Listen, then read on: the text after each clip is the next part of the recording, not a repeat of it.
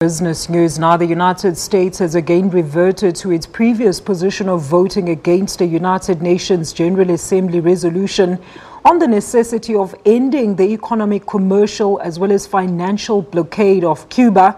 The no vote from the administration of President Donald Trump marks the 25th time in 26 years that the U.S. has tried to block that resolution. And in a historic move last year, the administration of former President Barack Obama abstained during the vote as part of a period of detente and increased goodwill between the two longtime foes.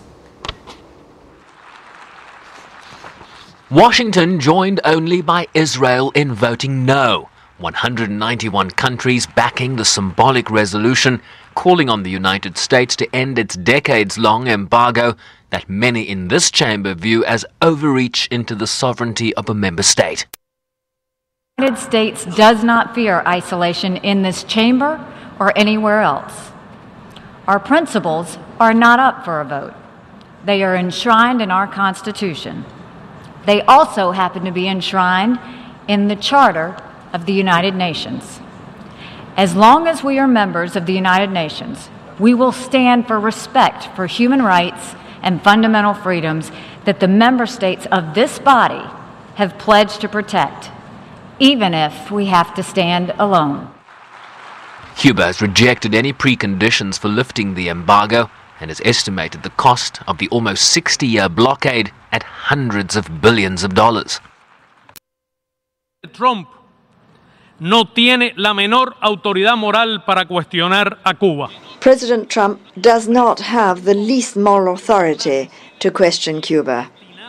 He is heading a government of millionaires, aiming to implement savage measures against low-income families, against the poor people in this country, minorities and immigrants.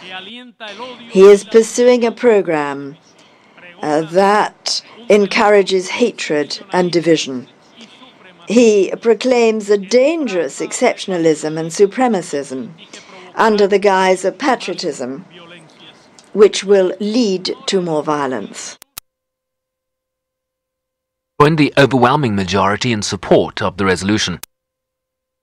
Note of the 16 June 2017 announcement of the new U.S. policy towards Cuba, which designate a shift from the reconciliation and improved relations that has been initiated between Cuba and the United States under the Obama administration, and which reaffirms the U.S. Treasury embargo on Cuba.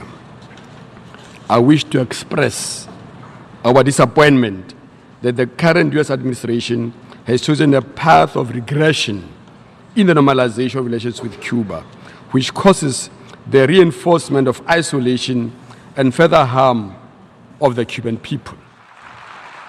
Only an act of the United States Congress can lift the embargo, a move unlikely under the current administration. Sherwin Bryceby's SABC News, New York.